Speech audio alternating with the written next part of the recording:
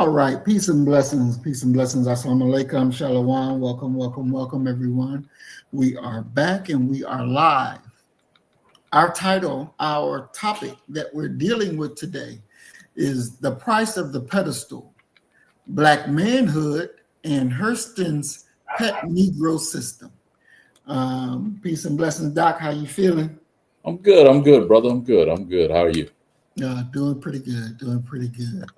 So, briefly, tell us who Sister Hurston, who is she? Zora Neale Hurston, Mm-hmm. sister out of Florida, Harlem Renaissance writer Mm-hmm. who actually worked for before no, you know what? It would have been after her Harlem Renaissance fame. She worked for FDR's WPA, which is a writers project. You have this this big question, and it's a question that happens even during moments when we are doing well economically, and it is quite simply, what is the role and the purpose of the writer? And so, what we have during this moment of the Great Depression, you got to remember that FDR comes in with the New Deal in 1932 and becomes, in many ways, the American king. Is elected four. You want to talk about something that'll scare you? FDR was elected 4 times. Really think about that, with what we're dealing with right now as a nation. But they come up with this WPA project to employ writers, basically. And it's one of the more interesting projects that we have, because what their assignment was, we have these things called the WPA slave narratives. And they went, this group of writers, Hurston being the most notable one, they actually go throughout the South and try to track down the last living former slaves, formerly bonded people. You have to remember, if this is happening in the mid 1930s, that they were children. If they're still alive, they were still children. But what comes out of that is these phenomenal narratives, and there are tens of thousands of them that we have. And you go into any university library that's worth anything, they will have probably a whole room, at least 2 rows of just WPA slave narratives. And Hurston was one of those. And many people have said that Hurston, a lot of her folklore stories actually emanated from those stories that she was hearing from these enslaved individuals. For me, one of the most memorable of the slave narratives, and this isn't one that she documented, but it was of a gentleman who told his interviewer, I reckon that I was freed 6 or 7 times. And you have to say, what? How were you freed 6 or 7 times? And he says, well, what would happen is the Union Army would come through. They would read the declaration that we were free, and we would get all excited about being free. Well, white folk ran when Sherman's army would come through. When the Union troops came through, the plantation owners, the wealthy class, they were afraid of them, and so they would leave. But as soon as the Union Army left, they would come back, and they would try and reestablish their authority and say, y'all need to get back out there into those fields and work. And so you have this. He talked about this very interesting interplay between whoever's holding the power gets to dictate who's going to be slave and who's going to be free. The sister J. California Cooper, who wrote this brilliant. She started off writing these very nice short stories, but she writes this brilliant story that deals with this population titled "The Wake of the Wind." And it's about a plantation where the owner has died or been killed or what have you, and the workers, the black workers, they took it over and they ran it as if it was theirs. Well, talking about them running it as if it was theirs, they had a dilemma, and that dilemma was that when someone rode by in their carriage, they needed a white person or some white people there to sort of validate that this was still a working plantation and white folk were still in charge, even though they weren't. So what they did was they went to the nearest little city, little town, and recruited two white folk. And they told them, listen, this is what your job is going to be. You're going to sit on the porch. You're going to rock all day. And you're going to drink mint juleps. And anybody that comes by, you make them think that you're the owner and what have you. And it's a really interesting story because it gives you the harsh, undeniable truth that even coming out of slavery, our people were not monolithic. You had some who were hard workers and very diligent in regards to what it is that they were doing. And then you had some that were lazy, who wanted to sleep all day, wanted to eat cake all day and things like that. So Hurston is a very remembered and noted writer for a lot of reasons. She is not only a folklorist. One could talk about her being an internationalist in the same vein that James Baldwin was. But the last thing that I will say about Hurston is that out of all the Harlem Renaissance writers, Hurston was known as the nastiest attitudinally. In a situation where these black writers would have to give white patronage, white support to basically support them while they were writing, Hurston was famous for switching patrons without a moment's notice. And she's also known for she had a back and forth with Langston Hughes. They had written a play together, and Hughes had told her it's not ready to go on stage yet. Wait until I come back. He was going on tour. Hughes writes, he says that when he got back, Hurston already took the play and put it up on stage. Mm. She, in many ways, was a woman who did what she wanted to do, headstrong, what have you, researched what she wanted to do, did some writings about what we would consider voodoo, hoodoo, the occult. That made it into her stories as well. So yeah. Oh, wow. Interesting. Very interesting. And peace and blessings, Sister Maya. Glad to have you here with us. And actually, Maya went to her grave site and actually cleaned it up. She says that it was a mess. Um, There was a big hullabaloo about Hurston's grave site. I want to say that I remember the story as being, for the longest time, she did not have a headstone.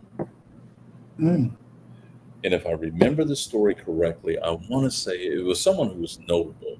I want to say it was Whoopi Goldberg, but I'm not sure, who actually came up with the money for her to have a proper headstone. And when you think about, even in death, things being tougher and rougher for our people, mhm.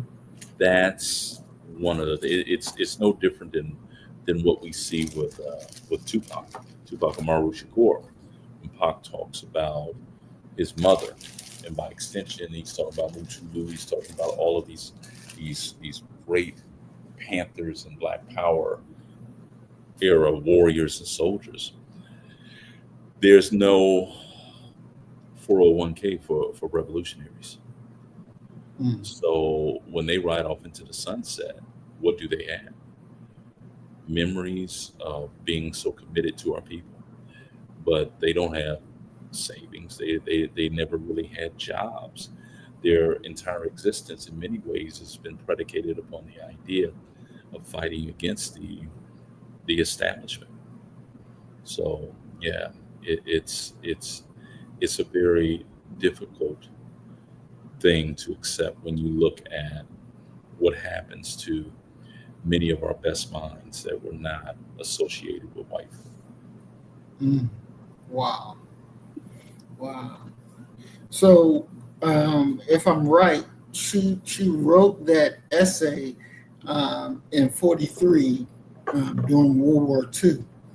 Yeah, Uh, that's World War II, and that would have been after her WPA slave narratives, and of course after the Harlem Renaissance era. mm, and so, thinking about that, do you think that um, I guess her understanding of what the war was about versus the slave narratives and our plight here in America.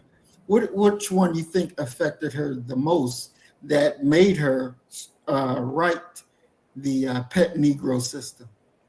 It would certainly been the World War II experience, because Mm, in many ways you're talking about, and this is one of the great questions that our people have. If you think back, and it's definitely dealing with this division within the nation.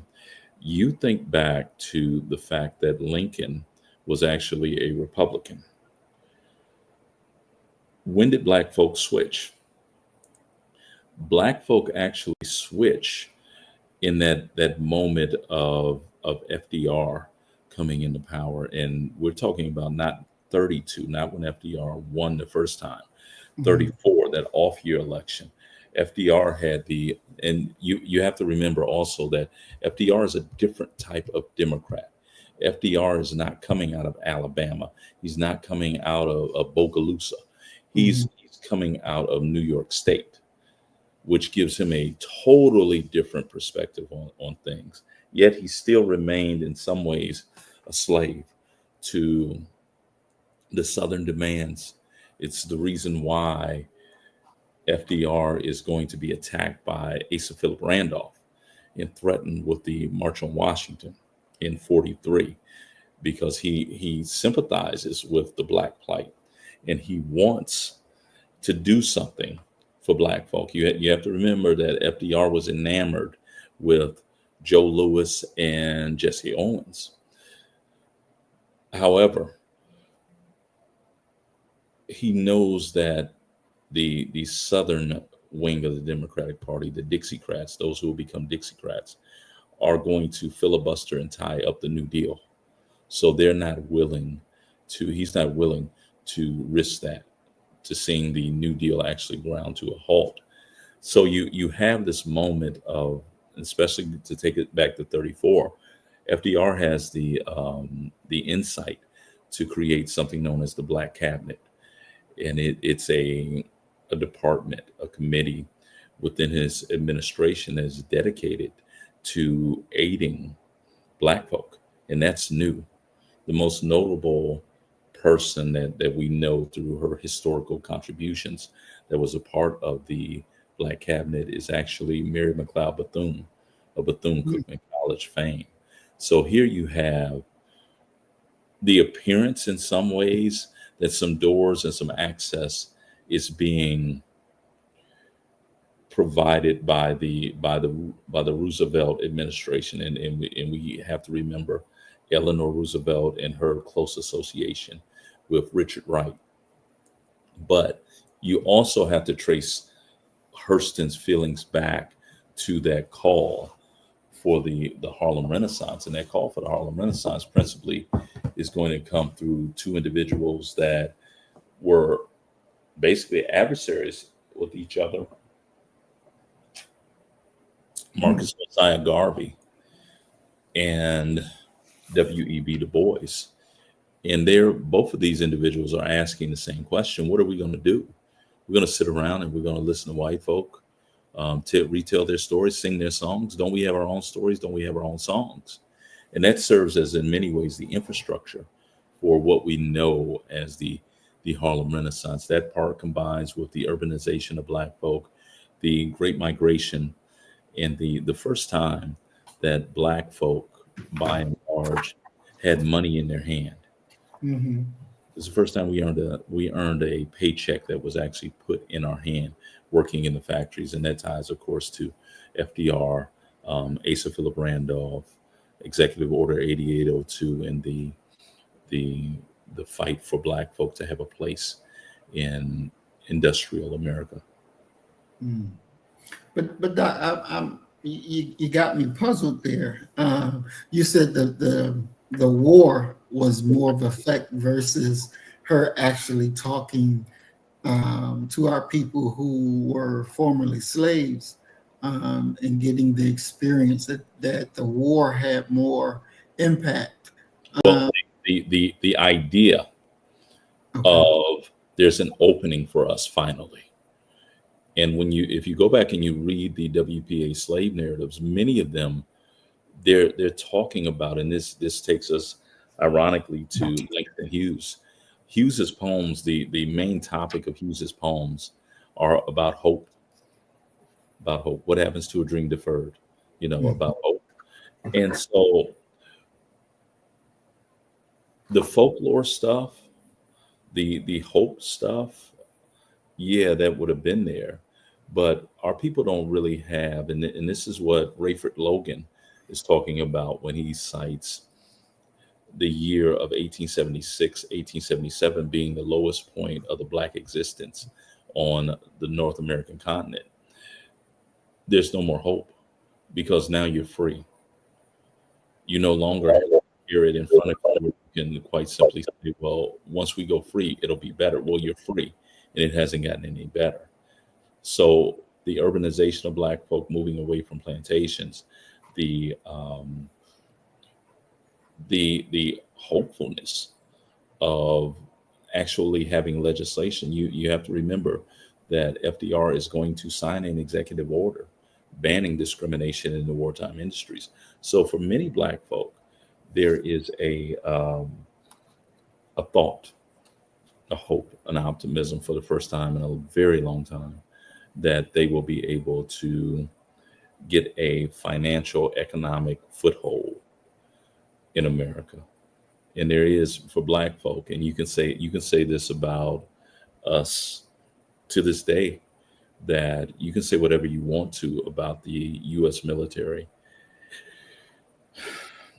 It was probably our greatest chance to develop some economic might by going to fight in these wars that this nation was participating in. And one could make that argument once again that a kid coming out of school at 18 who joins the military and does 25 years in there, if he can stomach 25 years, he's back on the street in civilian life by the age of 43, 44, able to start a career, a second career. That is, of course, if, like I said, if he can manage to stay in there that long. Mm. Wow. Interesting. Very, very interesting. So her coming up with the pet Negro idea, how did this system define, challenge, and constrain Black manhood, if it did or not? Well, before I even get to that question, Define for them what she said about pet Negro. that's what I was about to ask you to do. Yeah. Because I just realized some people may not know what that is, what we're talking about. So can you break that down for us, Doc? Yeah. Well, I mean, the idea is no different from the loose language of a house Negro. And we talked about this. I hated that analogy that Malcolm used because it's not historically correct. However, the fact of a Black person who is in many ways going to be scurrying favor from white folk, their favorite Negro. When you look at a figure like Alain Locke, also a Harlem Renaissance writer, Alain Locke advances this construct, and the construct is of a new Negro. And he says the new Negro is bold. The new Negro is not afraid of white folk. The new Negro is urbanized. He's joining these organizations, and he's getting educated. He's making money, and he's becoming politicized. It's not that a quote unquote pet Negro wouldn't do that, but let's keep in mind what Hurston's background is, especially during the Harlem Renaissance. Hurston was known for taking white folk money, and taking that money came with some strings attached. And so I would imagine, and I believe that we all do it. I don't think that Hurston would throw herself into the idea of being a pet Negro, but on the surface, it seems that she would have fallen in there with everyone else. The only difference would have been that Hurston actually had the unmitigated gall to break those associations and those relationships whenever she wanted to. So she would take their money, but she somehow managed in her mind to remain somewhat independent. Mm, wow. So when we're looking at that, if the status of it or the definition of what she's meaning is that black people are taking white folks' money, Well, uh, you're gonna have to eat shit and grin. That there, even to this day, come on, we all know that the only black folk who can stand up in a public arena and fight against white folk verbally are those who are independently wealthy, who have somehow managed to maintain their racial consciousness. Having money is not enough, because if you have money, let's take a professional athlete, and this is one of the areas where we're always having some problems. But that area is quite simple. I don't know what I just did. I just somehow was able to move the screen, and I can no longer see you, but I hope that you can still see mhm. me. Yeah, Uh, we can see and hear you. okay. Yeah, hopefully I can figure this thing out as I go forward. However, you're in many ways talking about a profession. If we're talking about a professional athlete, let's be very clear on what it is that we're really talking about. Who are they beholden to? They have a lot of money, but that money comes with some strings attached to it, number one. And number two, you have the constant threat that if you step out of line, that money will be taken away from you. So in many ways, I guess what I'm trying to say is quite simply that it's rare to come across black folk who are able to withstand the pressures of an outside society. We're seeing the brother, what's the brother's name? Anthony Anderson. He's in many ways dealing with this right now as we talk, as a result of his interview with Lindsay Lohan. Mhm. And as to if the brother will survive from that, I don't know.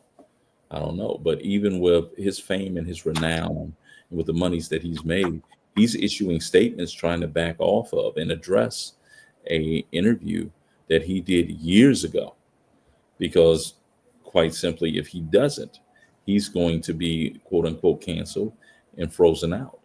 And I think that the message, especially to tie it back in to when you're talking about the idea of manhood, the message for for black men is the same now as it has always been.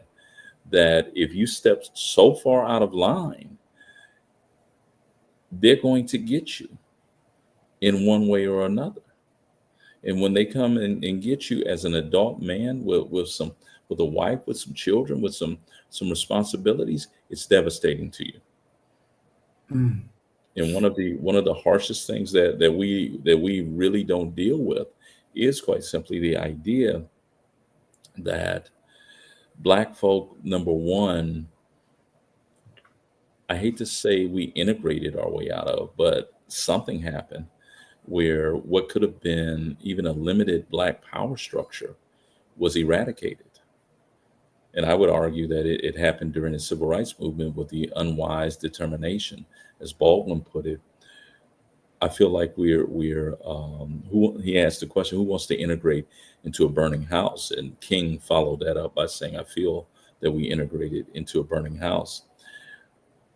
If we were to take away the employment opportunities that are provided by white society, where would black men, how would black men provide for their families?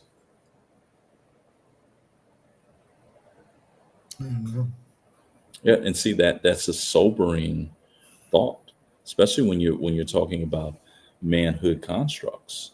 So if you want to be, and we've seen this, if you want to be locked out of that society in this nation, go out here and talk wild. The only man during my lifetime that I've seen that has been able to stand up to white folk and not suffer any significant consequences, I guess I'm trying to I'll use that word, is Mr. Farrakhan. And that's because he has a machine, he has an organization that's active and working and moving and raising its own money and taking care of its own people behind him. Who would he be if he had to go and work down at the federal building?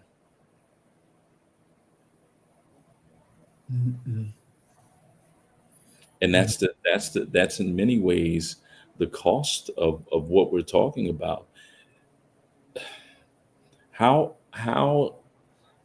free and how independent can a person who wants to live even a normal existence in this society, meaning earn a paycheck, be able to take their children on a vacation, let's say once every 3 years? How loud and boisterous can you be before they curtail you? And so in many ways, when you look at the writings of a Hurston talking about manhood, you look at the writings of an Alice Walker, look at the activism of an Asa Philip Randolph, it's always pointing back to the idea of dollars and cents, of employment, of working.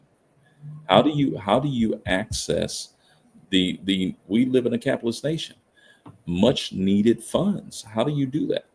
And we have to remember that the march in 41, the March on Washington movement, the march in 63, both of them are aimed at jobs.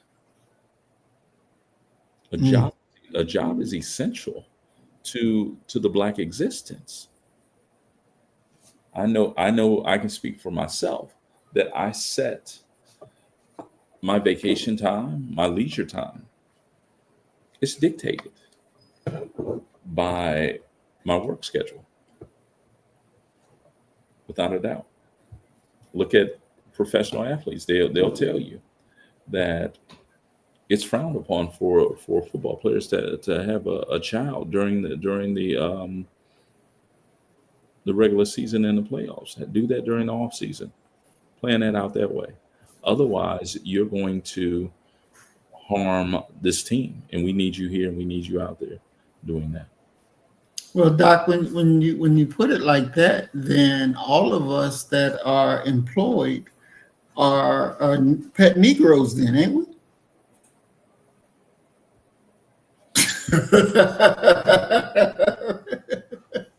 Well, God damn!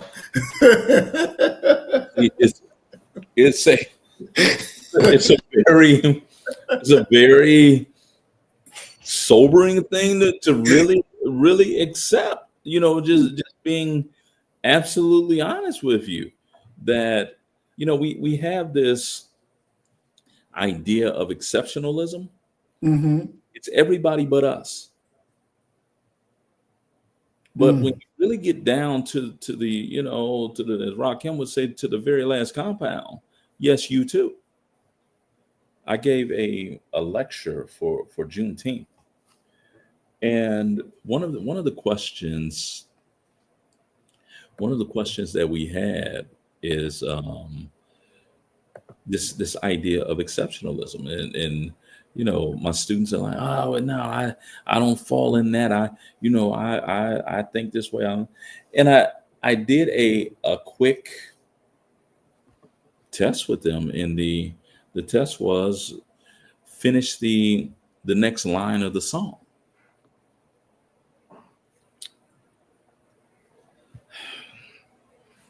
The first line of the song is "Black is beautiful."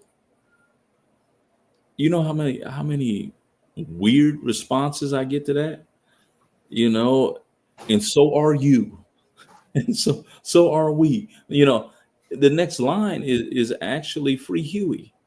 Set our warrior free. Free Huey. That's a song that was taught during the Black Panther Party's free breakfast for children and free lunch programs.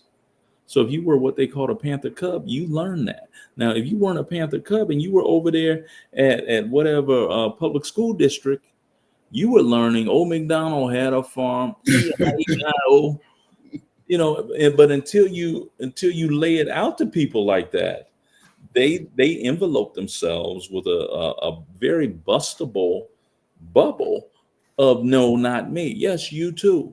So when we're talking about this idea of independence, you can be relatively independent in your mind Mm-hmm. and still be what Hurston is talking about. Okay? Make no mistake about it. And it's one of the conversations that we need to have. That what nation are you? It's one of the fatal flaws that we have when we have these black towns. Okay, you got a black town, y'all are the the numerical majority. You can control everything. Question becomes, where y'all gonna work at? Where you people gonna work at? And until you're really able to sufficiently answer that, where's the independence? That is crazy. That's crazy, but that is a reality. I want us to look at an example of what you were just saying. Let's look at this video real quick.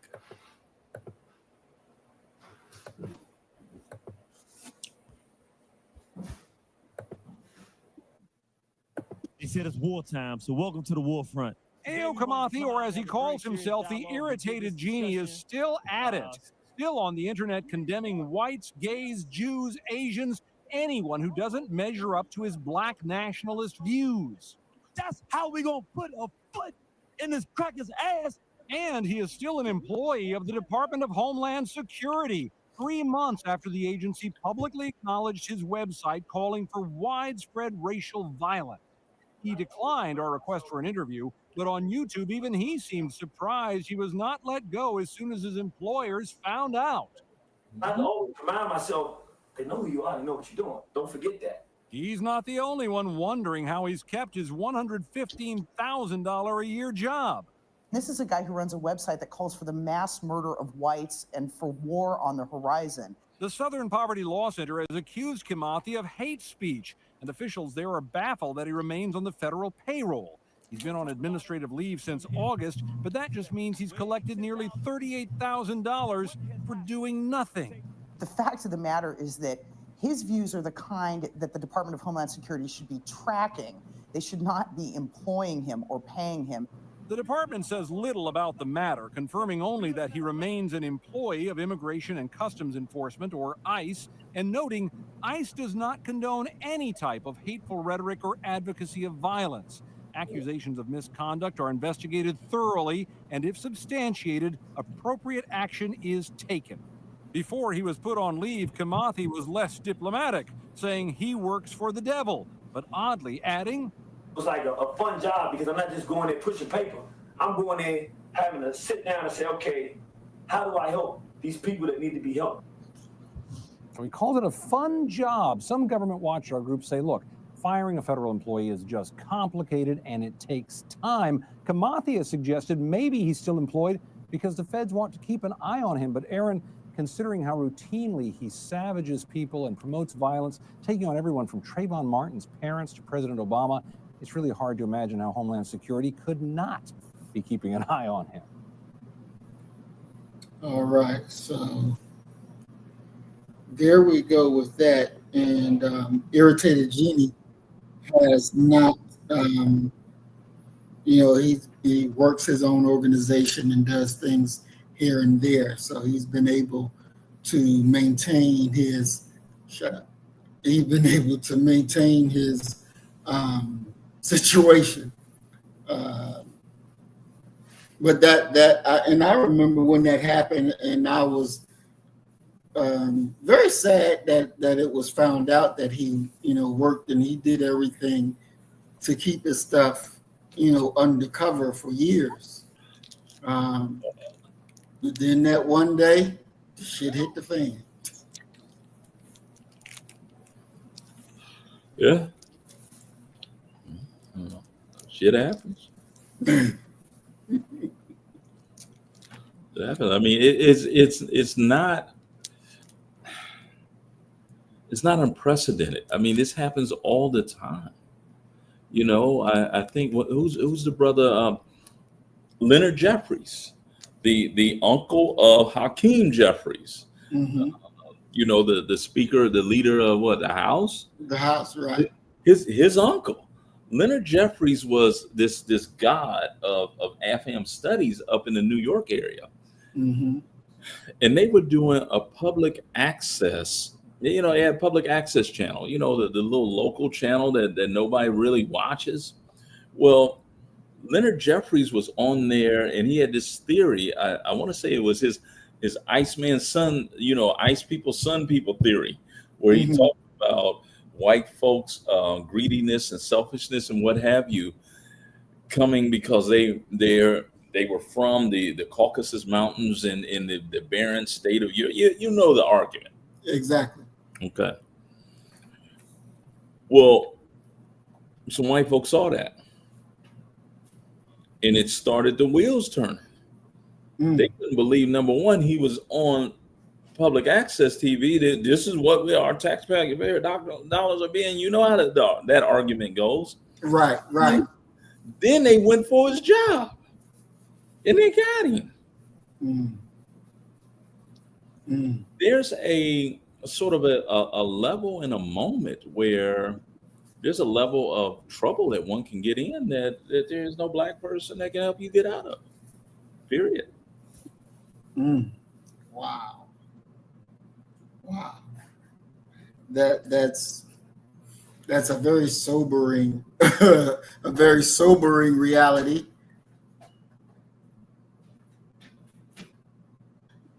You know that the party is over when you saw the Southern Poverty Law Center there.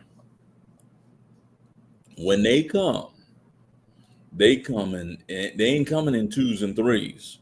Mm-hmm. And they're coming from every direction that you could ever imagine. Mm-hmm. And nobody ever comes for them, but they're going to come for you. And when they do come for you, there's not going to be a Black United Front. And even if there was a Black United Front, they still couldn't stop the steamroller that's coming. Mm-hmm. Our people have had the tendency to go ahead and mobilize after the event has taken place. The vote is being taken inside of a soundproof room, and we standing outside marching around chanting. You're going to have no impact whatsoever on what's about to occur. So that brother is out there on his own, and he's going to learn that he is out there on his own. And if that background that was behind him could be activated, you would see Khalid Muhammad whispering in his ear, brother, they're getting ready to beat on you like a rented mule. You can talk like that if you are independently all right. But if you know when that paycheck hits your account, if you recognize that, yeah, you fall in there. You fall in there with what Hurston was talking about. It's just what it is. So then, we would be able to say that in this dynamic where we depend on white folks for our jobs, that this is how we make our earnings. There is no man in this American experience outside of them. And I would say, as you said earlier, Minister Farrakhan. Well, it depends upon what your definition of manhood is, and the argument can be extended to any population that you want to talk about, because white folk are in the exact same position. Working class, middle class, poor white folk, they're in the same spot. They got to watch what they say. They got to watch what they do, because at any point they can be snuffed out as well. And nobody, and it's not going to make no headlines. It's not going to do any of those things. It's going to wreck and ruin whatever lifestyle they have grown used to. So then there is no way to be a man, a black man, and asserting yourself on what is right. Because when you do that, if you extend the limit, then you're going to be kicked out of your place of employment. Your ability to feed your family becomes compromised. Yeah. That's there are a lot of moments where you're going to have to so-called eat shit and grin. There are some topics that, for me personally, I'm not going to talk about in public. Mm-hmm. And it's what it is, and I got a foretaste of being out there alone when I was in grad school.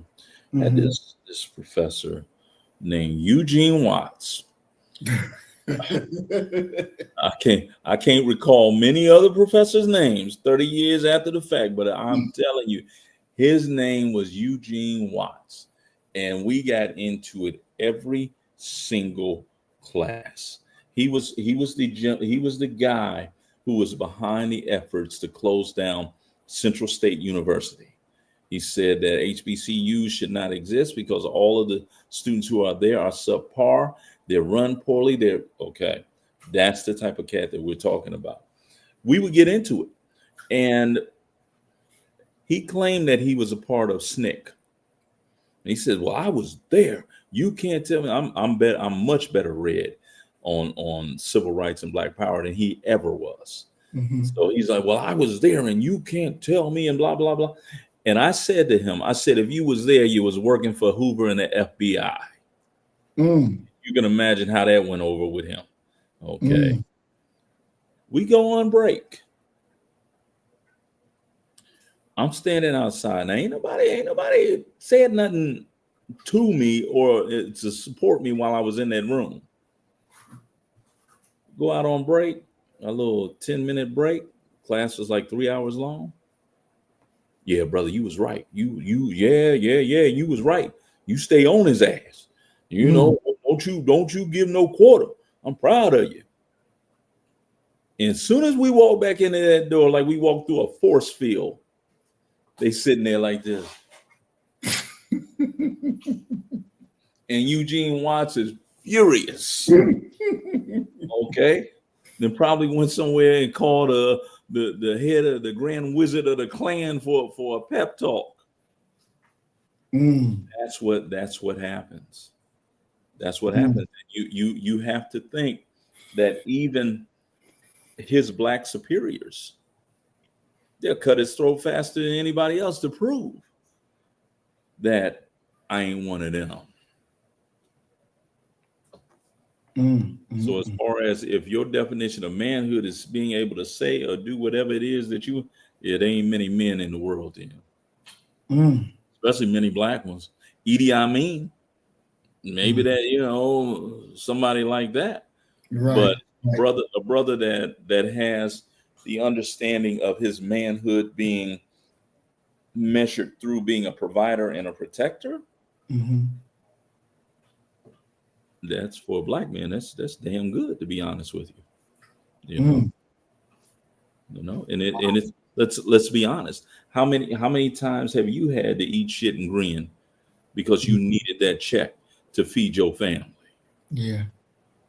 Yep, I have been in that situation. And then I've also been in a situation where I beat the city, I beat the state. I had the governor had to come down and shake my hand, and he says, you know, hey, you are a formidable opponent, you know. But then when I got fired from that nonprofit job, I couldn't get no other fucking job. I couldn't even get a job that I was overqualified for. The person got my resume, was like, "Nah, you overqualified. Don't even worry about it." You ever see and it's my favorite movie of all time. It's called Carbon Copy. Have you ever seen Carbon Copy? I think so. It sounds familiar. It's Denzel Washington's first major film. Okay, where his mother was a domestic working for this family. She had an affair with this wealthy family, these Jews, this wealthy family's son. And Denzel pops up at the age of 18 years old to enter into this guy's life. Okay. He unveils that he has a black son. He's changed his name. His name ain't even the Jewish name no more. He took his wife's last name because he's gonna go and work for the wife's father, working for this corporation and all. Man, look here. They broke him down. Okay. Caught him as he was going into work. Stopped him, wouldn't even let him on the grounds. Had security stop him. Asked him to see his badge that he used to get in, cut it in half. Reached into his coat pocket. He had about 20 credit cards. That dude smooth cut through straight down the middle, all them credit cards. And Paul Winfield he plays a black attorney there. And the Jewish guy, the Jewish white guy, his attorney dropped him. And they was friends. He said, no, I can't afford to represent you because all of my business comes from his father-in-law. Okay. Paul Winfield says to him, he says, well, you know what it is that you didn't want to live life as a rich white man, so they're letting you live it as a poor black man, and they put his ass through the ringer, and that's in many ways what you're going to be looking at. Going out there.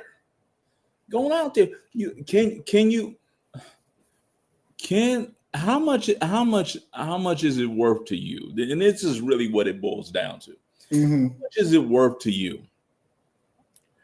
for you to be able to look yourself in the eye in the mirror? That's what you principally have to weigh. Because if you're one of those that says, you know what, no, hell no, I got to, they can't do me like that. Okay, because you want to look at yourself in the mirror and feel good, hey, that's your thing. However, understand that while you looking at yourself in the mirror, you might see your little baby walking past the door and they stomach growling like a bobcat because you can't feed them. And it's what is the natural consequence and extension of a people who have really no real way to, number one, produce anything, employ themselves, and to circulate their dollar. Think about it this way, and this is one of the issues that came up with some of my students. They're young and they think that they're the first smart Negroes who ever existed. Right. They believe that they got it figured out. No. What we need to be doing is we need to circulate our money with each other. And then I said, okay, now that's very interesting. Let me say that. It's not an original idea. However, if you buy my product because I'm black, what do I owe you? And they're like, well, you should such. I said, no. What do I owe you? Mhm. And when you really break it down, a lot of Black businessmen are taking that money and investing it in places that are not Black. Mm. They're not circulating that dollar that you just put in their pocket, gave them a natural Black monopoly. They're just not. And until you have a situation, I had two classmates in Columbus, Ohio, who came up with it's a brilliant plan. Theoretically, they found a way to get hair extensions cheaper than what the Asian people were selling it for. And Mm. they tried to say, well, look, we can get it to you for this price, thinking that it's purely capitalism. Those Right. people said no, because our people rely upon this money that we're dealing with them. We're not going to give you that and have our people starving.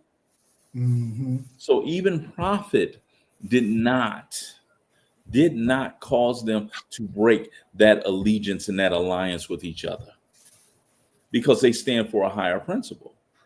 Now, if Mhm. you go back and you look at Karl Marx's writings, Marx talks about the prolats, the lumpen proletariat, the working class people, the brother on the block. And he warns you. He says, listen, don't build your party upon them. They're too poor to be loyal. And when you look at a lot of Black organizations, a lot of the members are too poor to be loyal. Mm. Think about it this way: if someone offered you 100,000, let alone 1,000,000,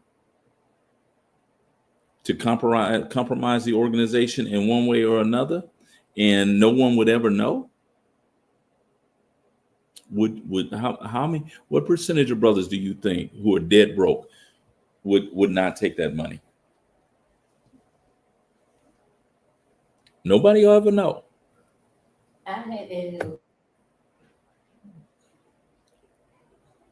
That's where it comes. That's the mental state right there. What do you stand for? Mm. Mm-mm. Wow. Wow. You know, Brother Donnell Muhammad's um, quote is spot on as usual, but we have to really talk about, what does it mean to do for self? What does that mean? Is that something that we just rhetorically say? What does that actually mean in this new millennium America? You know, Mm. the brother Claude Anderson, he said, you need a captive community. You need a community that is going to support you in what you're doing, regardless.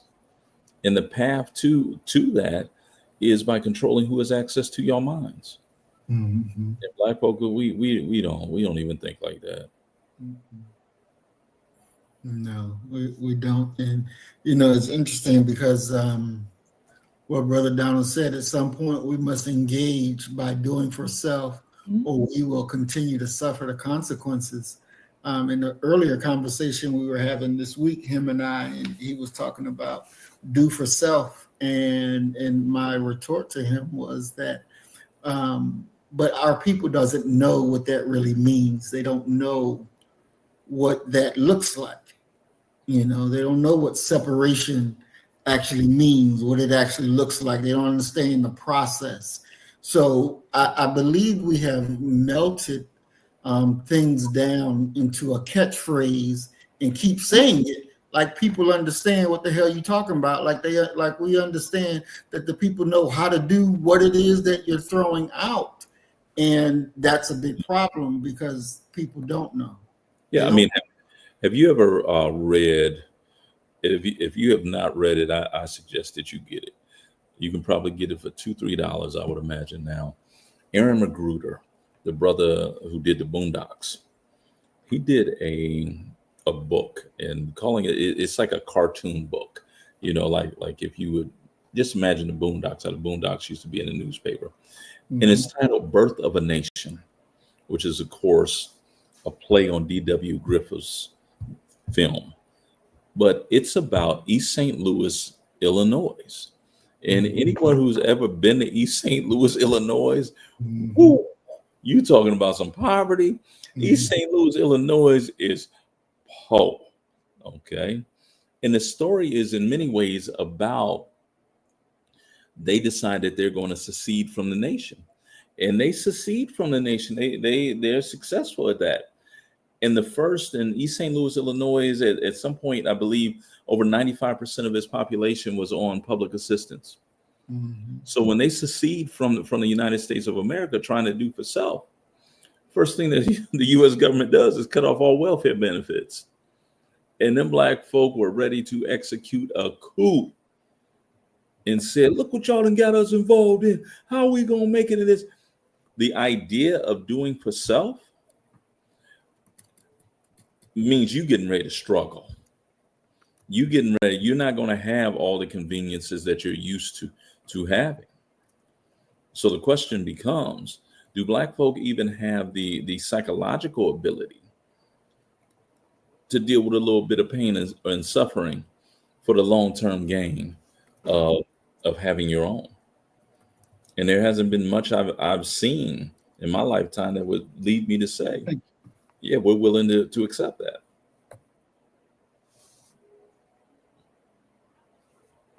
Wow, that's. I found that clip. I want to show it real quick of the carbon copy you were talking about. When they cut his credit cards off.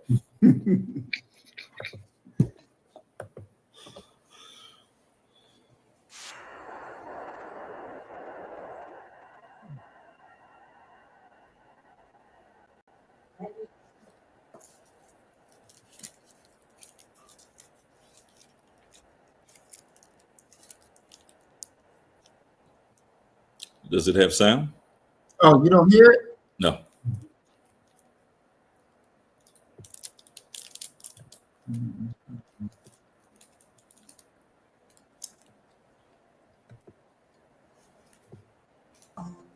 Hi, Daddy.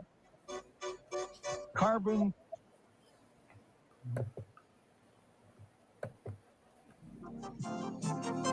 Walter Whitney had it all.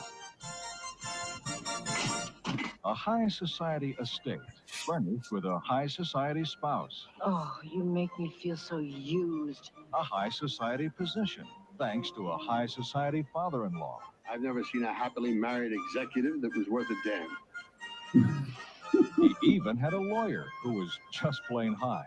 You better have a drag, you'll feel better. But with all of this, Walter Whitney still felt something was missing. And one day, something showed up. Hi, Daddy. Carbon copy. Stop following me. Isn't the son supposed to follow in his dad's footsteps? God will never forgive you for having a black child. How do you know, Vivian? Maybe he'll be pleased. Maybe God is black. Rub my head for good luck. I don't believe in superstitious myths. Oh, there's no myth about black people changing your luck. Well, you only met me yesterday, and already your luck has changed. What am I worth? How much have you got in your wallet? $68. You mean that's it? Carbon copy. A riches to rag story. It's a menace! Needs a tune-up! That proves I'm not sharing a communal bathroom. It's unhygienic. when you're going down a toilet, getting there is all the fun.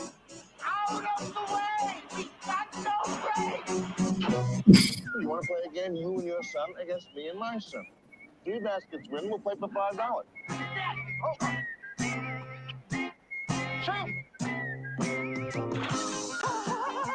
I have to be the father of the only black kid who can't play basketball. I'm Jewish, my son is black, and my lawyer smokes pot. Don't tell me I'm not in trouble. You can teach me how to build a model airplane.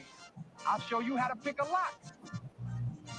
You take me to a Chamber of Commerce meeting, I take you to a Third World Liberation meeting. Why are you doing this to me, God? Carbon copy, starring George Siegel, Susan St. James, Jack Warden, and introducing Denzel Washington. Carbon copy. Any resemblance between father and son is purely hysterical.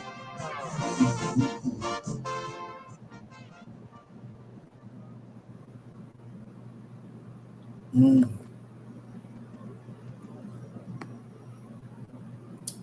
Very, very interesting. Very, very interesting. Wow. So,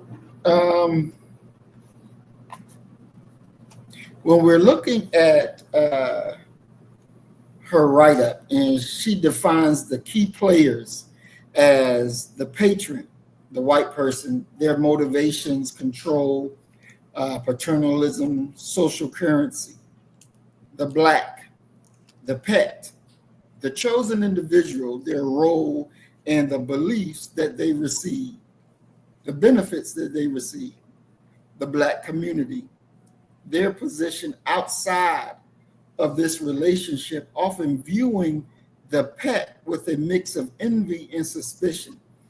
Doc, explain why Hurston saw this not as kindness, but as a sinister tool of social control.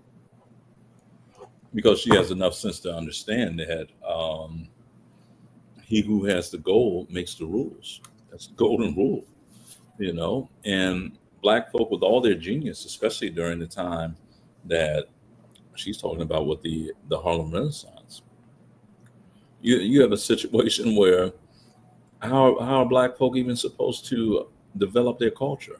How are we supposed to have writers? How are we supposed to have musicians and artists and what have you, if it isn't predicated upon white folk and white dollars? Mm.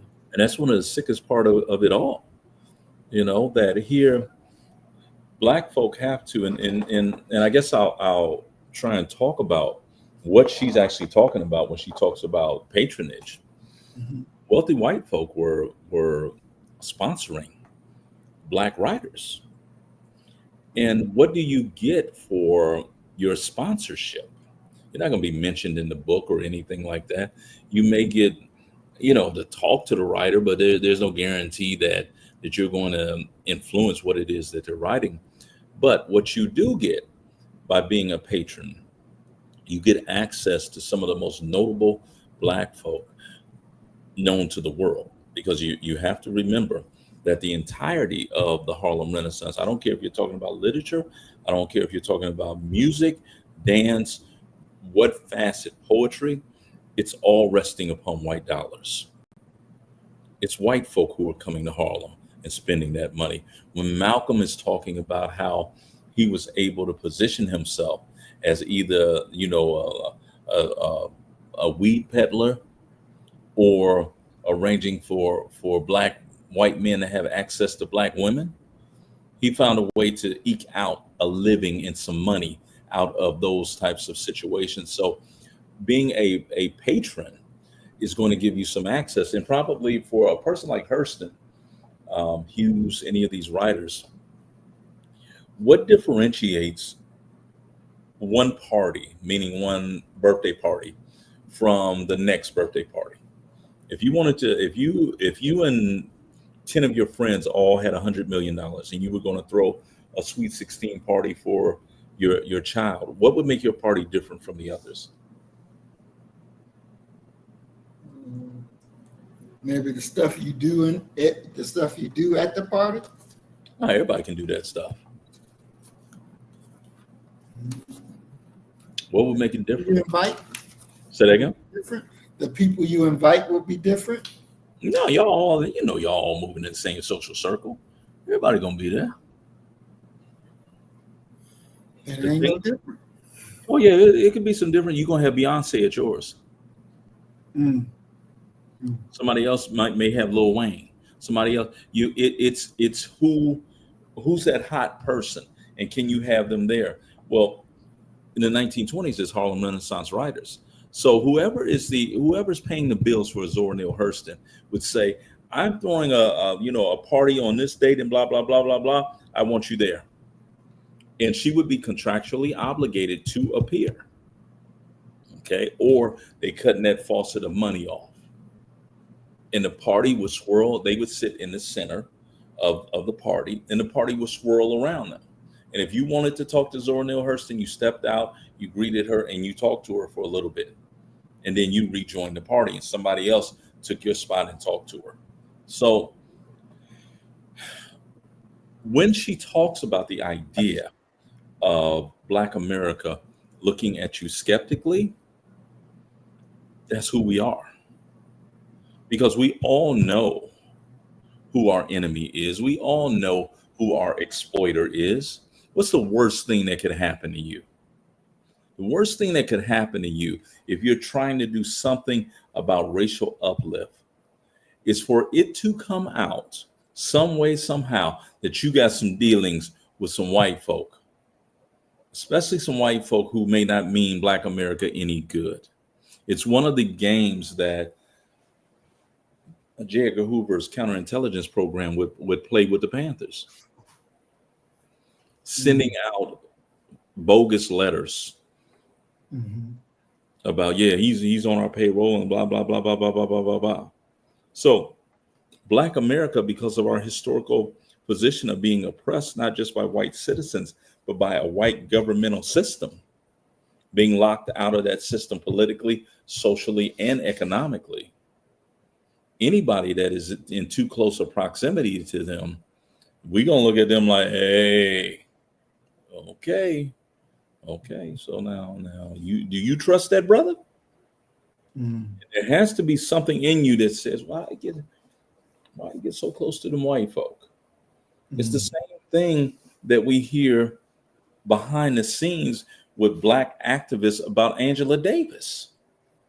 A lot of sisters disagree with Angela Davis, not of anything ideological, but because, as they put it, her entire inner circle, those white folk who are arranging for all of her speaking engagements and all of those types of things, are white. And those white folk ain't gonna Davis was in a white circle? She's in white circles now. Oh yeah.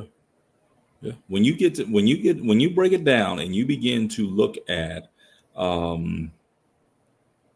where the business is handled, they got a network. They can go ahead and just call within that network and get you work for an entire year. Exact same thing with Bell Hooks. Bell Hooks was, she was in that network, in that circle. You want to make some money, that's how you have to do it.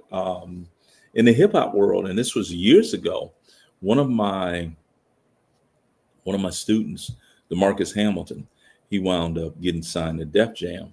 And for his graduation gift, I took him to Austin, Texas to hear Rakim perform. And we're in this little, small, quaint place. It was Rakim and Rhyme Fest. There wasn't 80 people there. Okay, very small, private, intimate venue. Rakim's manager, his new manager at the time, he may still be his manager to this day, was a young white guy. And you're talking about the God MC. You're talking about a 5%er. Right. And kind of to tie it in, one of my favorite Rakim songs is The Ghetto. And there's a part where, Ra is like, yo, I'm glad I listened when my father was rapping to me, because back in the days, they lived in caves, exiled from the original man. They strayed away. And that's what I call hard times. I'd rather be here to exercise the mind. Rakim would not do that verse. Wow. And what he did was he actually lowered the mic to the crowd, expecting the crowd to do it. And I finished the verse for him. Okay. But he, strange, especially when you get to talking about politics and economics, man. They make strange bedfellows. And in many ways, you, at this moment, and I would argue that it ain't just this moment, I would extend this moment back 50, 60 years even. You don't know who in bed with who has allegiances with who. You go back and you look at what Dr. King did, how he failed in Chicago when he chose to go head to head with Mayor Daley. Dr. King is on camera saying, listen, I need some victories, because Daley was kicking his ass. When King them would find a slum, that they were going to go and kind of set the cameras up and look at how they got black folk in Chicago living. Somebody's, not just somebody's, okay, in Chicago who were King's classmates at Morehouse. They would run back and tell Daley them where they were going to protest. And Daley then would send a trash man out there to clean up that area the night before, because they were beholden to Mayor Richard J. Daley. That he was the one that was buttering their bread. It's the same thing. You know, if they didn't do Daley's bidding in that way, the next time those block grants came out, you would be left out.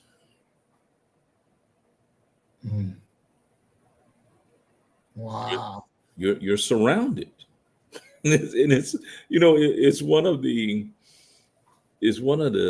most ain't that a bitch moments that you'll ever come across in your life. You do all this reading, all this study, and at the end you learn, damn, there ain't no way out. And as brother Donald Muhammad is putting in there, come on,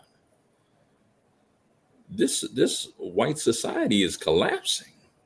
And you still sitting up in here thinking that they're going to employ you. I have a theory. It's only a theory, an observation.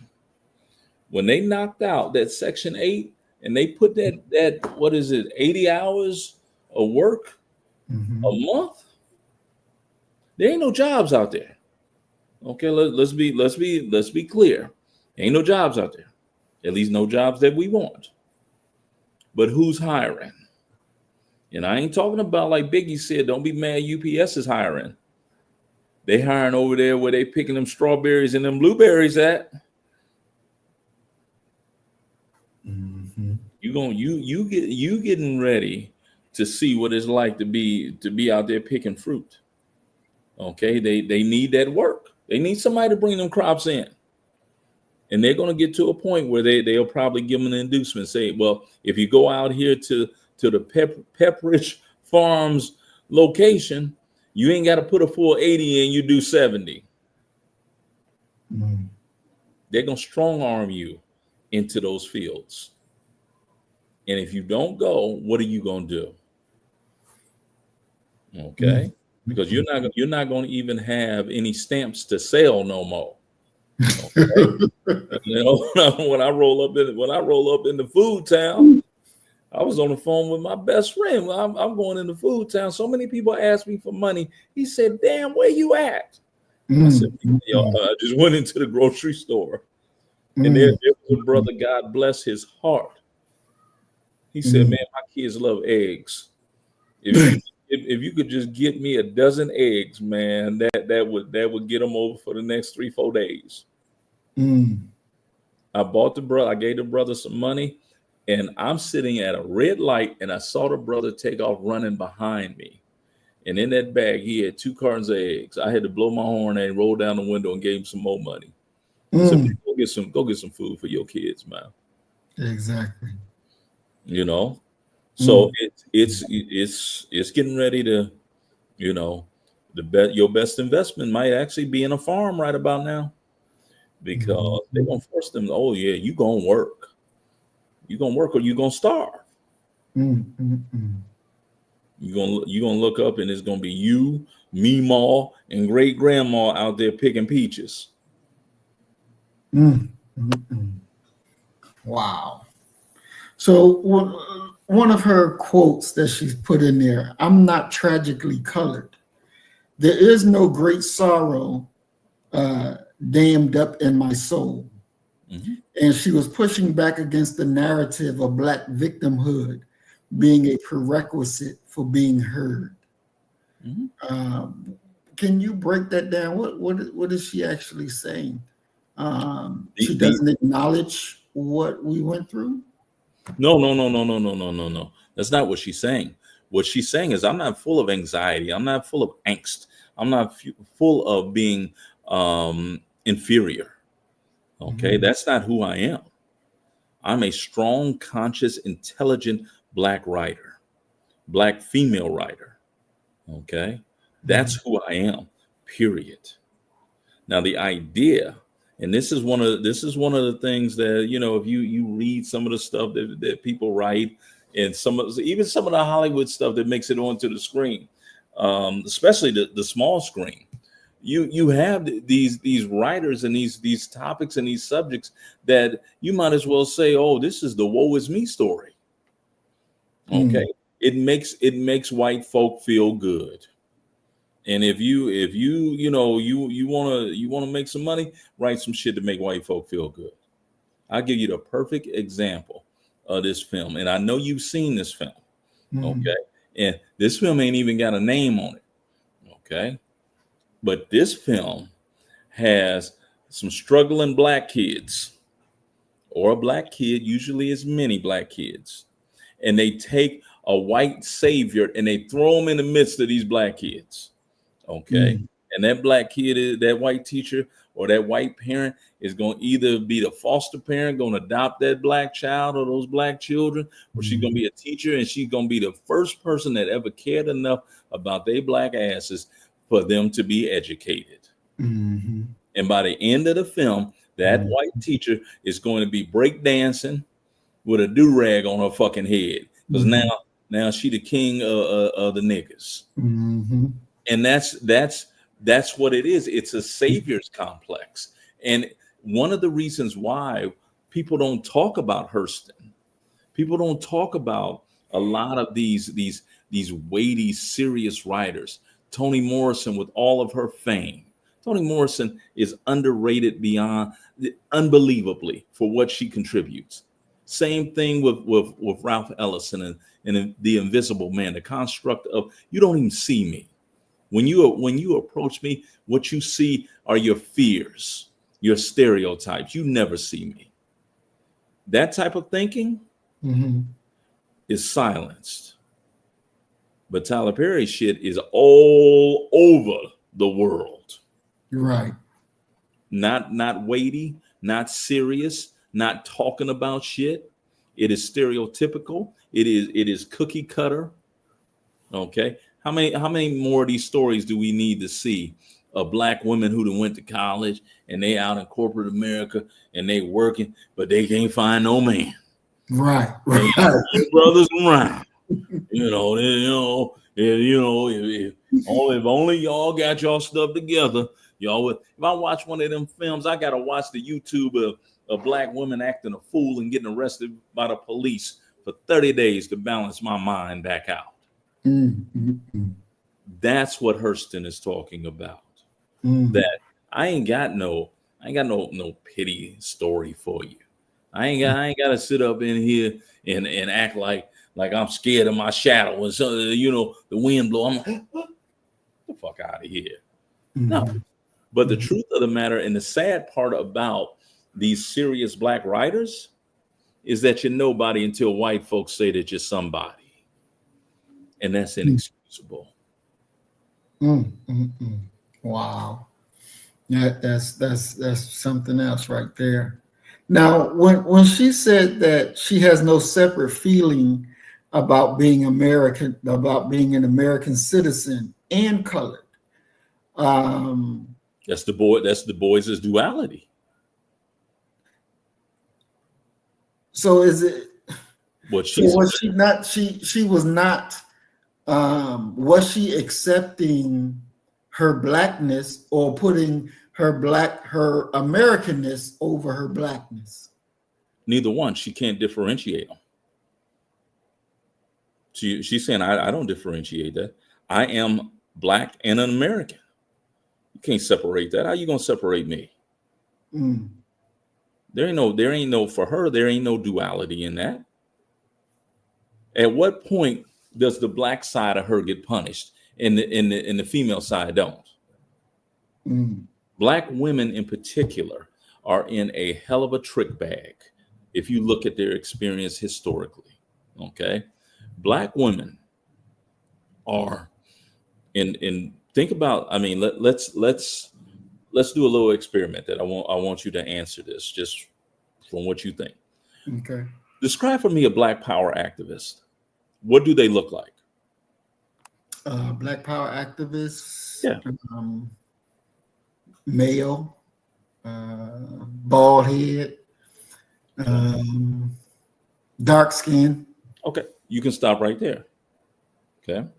Mm-hmm. Describe for me a women's rights activist. White woman, blonde hair, skinny. So Black women who have been in the Black Power camp as well as the women's rights camp. Okay. Black women have somehow amazingly been able to fall through a gap. They are too Black to be considered leaders of the women's rights movement. And they are too female to be considered serious leaders of the Black movement.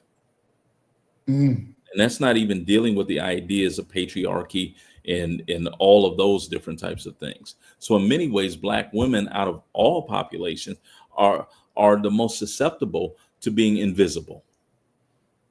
And so when you ask them to adopt this idea of duality that Du Bois talks about in The Souls of Black Folk, in every way, they're right. Hurston is right to even deny even that exists. Because if she extenuates the Black part of her, she got to sit at the back of the bus, because Black men are the ones who are going to be the directors of the movement. And if she chooses the female side, brother's going to be like, oh shit, here go one of these feminists. But Doc, isn't that for her protection though? What? Isn't that to be invisible? No, not to be invisible, but not to be out front in the Black Power movement, not to be, the leader, so to speak. Have you work behind the scenes? Wouldn't that would be a wonderful thought if it wasn't for the fact that, come on now, let's not front in this space. You know what that brothers will do a sister in. You get what I'm saying? You know that brothers will do a sister in.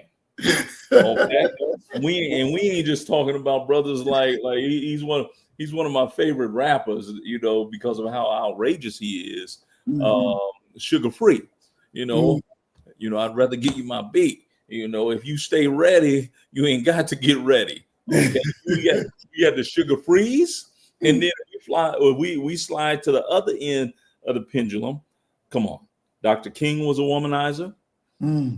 Okay, hell, Jesse Jackson's old ass was a womanizer. Now he done had an old baby. You know what I'm saying? So in defense of Black women, when Black men have been able to dictate their lives, we've not always taken care of them, and that's just being honest about it, and we emanate out of a tradition, and let's just call it what it is, the tradition in this nation of patriarchy that we adhere to. Grows out of the white tradition and white constructs, and Black folk are always going to be found lacking when they seek to behave and act and think like white folk, because you don't have the material resources, the connections, the infrastructure to do that. You just don't. It is always taking two incomes within Black America for us to make it. It's silly and asinine to not believe that. Okay, you know damn well your mama had to work. Okay, and her and your daddy, they put their two little meager checks together and made magic happen. Now we've gotten to the point now where we got Black women talking about that they don't need no man. That is not historically supported amongst Black folk, not at all. You can't point to a huge population of Black women pre-1980 who advanced that type of foolishness. And it's not accidental that type of thinking came with our exposure to white societal constructs via TV, via radio, and via classrooms. Mhm. Now, is the non-threatening black man, and I would say, could there be, is the black woman seen as automatically non-threatening? I believe that sisters are automatically seen as non-threatening, but that doesn't make them non-threatening. I believe that the idea of them being non-threatening is coming out of the white tradition of their domination of their women, that they don't look at them as being even a threat.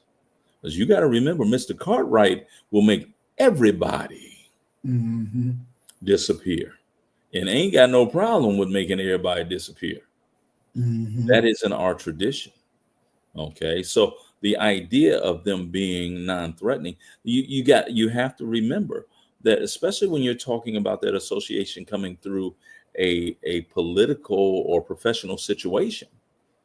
Yeah, they're no more threatening than anybody else. You're not going to topple this organization. You're not going to do any of how you going to bring this down, little old you. You're not a threat there. You're not anymore. And when you're talking about corporate America and that type of thing, black men aren't a threat. You better take your ass over there to that cubicle and hope that one day, if you give us 35 good hard years internal profit, we'll give you a corner office for you to work in for about 36 months before you die. So the idea of them not being threatening is an argument that is coming from the white tradition. It's that's how they view the world, that no woman is going to be able to topple them. And you have to remember, let's talk about this honestly. What did black folk do to get free? There's a reading of history that says quite simply, white men let us free. There's white men's activities that let us free. Let's look at women voting. What did they do to get the vote? Go out and march around and burn bras and do that type of shit? White men gave them the right to vote.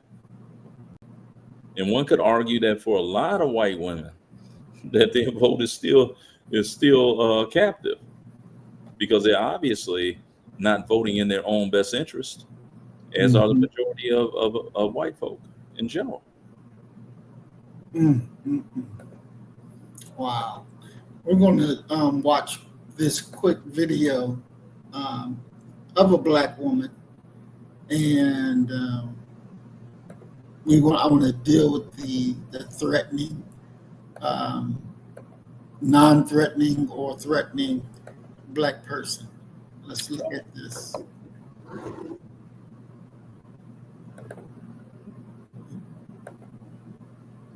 Allah, the beneficent, the merciful, I bear witness there is no God but Allah, who came to us in the person of Master Farad Muhammad, to whom praise is due forever. We thank him for raising in our midst the promised Messiah and predicted Christ, the Honorable Elijah Muhammad. And we thank them both today for giving us a divine leader, teacher, and guide in the Honorable Louis Farrakhan. I greet my beloved brothers and sisters in the words of peace, in the language of our fathers of Assalamu alaikum. Brothers and sisters, the Honorable Louis Farrakhan is here, and he is ready to come forward, and I know that you are ready to receive him. Let us keep in mind that the book of Hosea, which is oft quoted, my people are destroyed for lack of knowledge, also contains another verse, because thou hast rejected knowledge, so I also will reject thee. Yesterday, the Honorable Louis Farrakhan gave a radio interview with Brother Clifford Kelly. I don't know how many of you heard it, but it was beautiful. For 2 hours, the Honorable Louis Farrakhan responded to very intelligent, and I feel divinely guided questioning posed by Clifford Kelly to bring out of the Honorable Louis Farrakhan wisdom that you and I need to guide us to our salvation. At the end of that program, however, calls came in which made me to know that it is time for us to stand up and not allow the Honorable Louis Farrakhan to have to represent himself.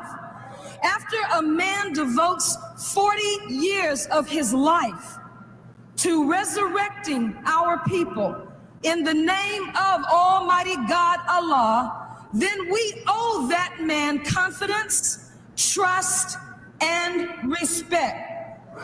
The caller who called in and questioned ownership of a home by the Honorable Louis Farrakhan, I want to warn us, not from me, but from God.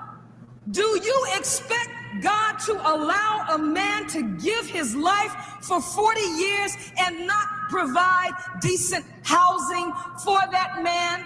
Would you begrudge your own black leadership when you see entertainers, when you see politicians, when you see coke dealers living well in your midst, and you do not question from whence came the resources? But when you see a divinely guided man who should have 20 mansions, who there is not enough that we can do for this man in gratitude to Allah for favoring us with a man that will not compromise, cannot be bought, cannot be sold. Brothers and sisters, I warn us, we must grow spiritually to be able to accept a gift from Allah. The Honorable Elijah Muhammad said, when Allah gives you a gift, you must accept it. So to the caller who called in and said that the Honorable Elijah Muhammad left you in charge of the nation, then why did you not get up and take charge of the nation? 15 years ago, when the Honorable Louis Farrakhan stood up in the hells of North America, the Honorable Elijah Muhammad's name was being dragged through the mud. When I heard his word, I was suffering from cancer, being treated on chemotherapy, being shot with the poisons of the devil. Had I had to wait for the detractors who out of envy and jealousy of his success now want to question him, I would be buried 6 feet under today, waiting for them to get up. It was this man, the Honorable Louis Farrakhan, who when the heart of the black nation was broken, picked up the pieces to the detriment and danger of himself and his family. And we will not tolerate disrespect of this man. We will not take it. And all praise is due to Allah for the Honorable Elijah Muhammad.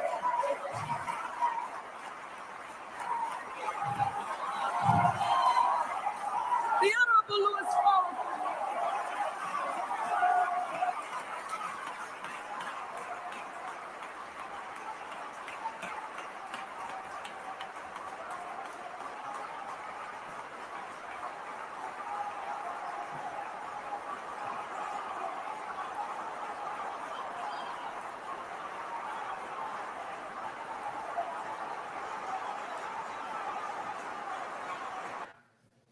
So there we have Sister Minister Ava Muhammad, and that's a sister in I guess you would say a male-dominated leadership organization, or however some people would frame it.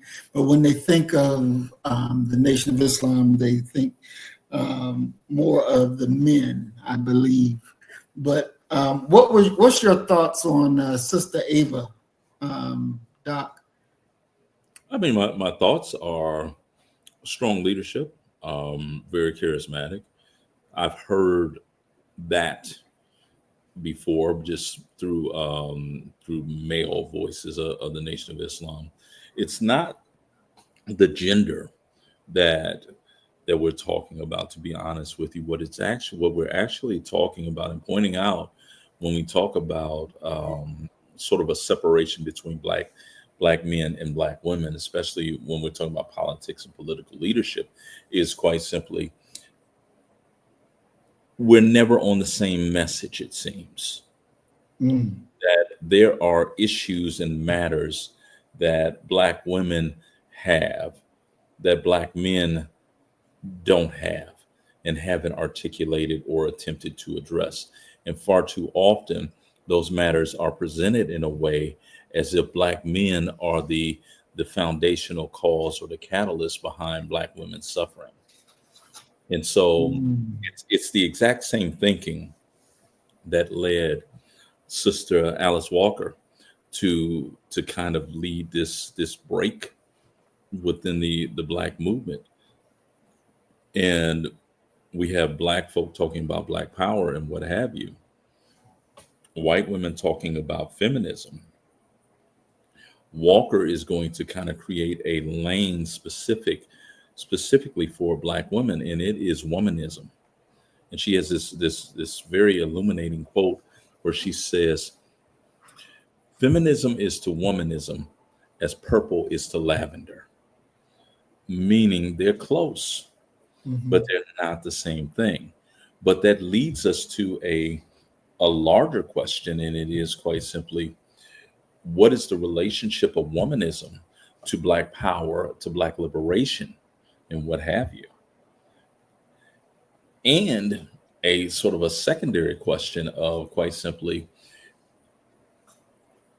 are black men willing to alter or tailor themselves to accommodate more women and the female voice and what have you? My argument would be no, we're not, because quite simply, we're coming out of a Christian ethos that says that men are the head because God made them the head, where we know for sure that there are droves of black men who are not equipped, capable, or should be the head of anything. And that's an issue, and we wind up at each other's throats. In many ways, contemporary gender wars happening between black men and black women reminds me of what Malcolm warned us against when he said, when we come out to these meetings, we shouldn't talk about religion, because if your religion has done as little for you as ours has done for us, you need to leave it in the closet anyway. Black men and black women, for a lot of reasons, are at each other's throat. And I don't see much ceasing of that occurring. Doc, what is womanism? What is that? A version of feminism that is more tailored to dealing with the issues that black women are facing. It is I don't want to say it's feminism in blackface, but it is a definite, much needed attempt by black women to have their own political stance, their own political voice, to stand on their own types of things, what matters to them. I mean, you have to go back and really think about the black female experience. Let's take for example, when we have the Montgomery bus boycott, who's on those buses? It's black women. It's black women going out into white neighborhoods to do day work. My grandmothers did day work for white folk. Okay, we have stories, familial stories about that. Some of them, the majority of them, being very hilarious types of stories of how white folk actually lived behind closed doors. Now, in saying that black women are working, what in the world could a feminist political position of women having the right to work have to do with black women? Black women are already working. Right. So it doesn't fit you at all. And so it's in dealing with those types of gaps, because when we have to remember that politics, they used to refer to politics as the sport of gentlemen, meaning that one needed to have some money, and have some leisure time to be involved in these theoretical, ideological debates and wars. So when we're talking about that, and that's our basis of what we're dealing with, is that it's a sport of gentlemen. And so when women get involved, these women are elite, wealthy women, and the initial push for equal rights for women had nothing to do with them entering the workplace. Poor and working class women have always had to work. Who do you think got burned up with the Triangle Shirtwaist Factory? That was working white women who got killed up in there. Right. So these are elite women who are talking about these equal rights and equal protection. And what they're really actually talking about is that when my father dies, and this is one of the things that blows a lot of people's minds. If you are the daughter of a newspaper tycoon, and he has $500 million, when he dies, they want equal standing with their brothers to inherit that money. But it didn't work that way at the turn of the century. If you were the daughter and your father died and you had brothers, they got the money. Okay. Now, if you didn't have brothers, your husband got the money. He was in charge of that money. Okay. And this is tying directly into how biased white culture has been towards its women. What if she wasn't married? Then who get the money? His brother. Wow. So understanding that background would illuminate for you the idea and the reason that, quite simply, they need to stand up for their rights. Right. I mean, come on, girl, I love you and all that, but I got 500 million. I'm gonna break you off. I'm gonna make sure you got a little something in your pocket as as an allowance. But don't you get out of your place, because I'll tighten I'll put my wallet away, girl. Enough to make you kill somebody. So that's sort of the background, and that experience has nothing to do with black folk, with black women in particular. But if you're halfway crazy and the other part emotional, you ain't gonna be thinking correctly. And in your zeal and in your hurry to be on equal footing with black men, you're in many ways upsetting and turning over some of our grandest traditions, one of them being cooperation with each other. Wow, that's something to think about. So did black women understand that feminism wasn't for them? Did they actually know? I mean, by the 1960s, you have, they understood that. They understood that by the 1960s, that what these white women are actually talking about is not, it's not going to benefit us. The idea of a rising tide, raises all ships. That's not true. It definitely hasn't been. It's almost as if black women have been anchored to the bottom of the ocean when you get to talking about those types of things. Just because the plight, and this is in many ways part of their angst, just because the plight of those they are linked to racially, meaning black men, just because their plight may improve, doesn't mean that black women's plight is going to improve.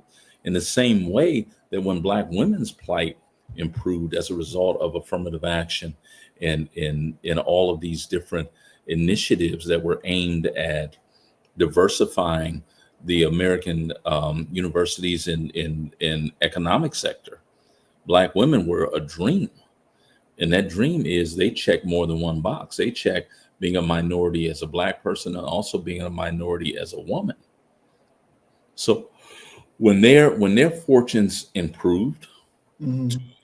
appreciably, it didn't raise up black men, unless that woman was actually married to a black man. And then sometimes, and we know how it's talked about when a woman makes more money than a man usually. Mhm.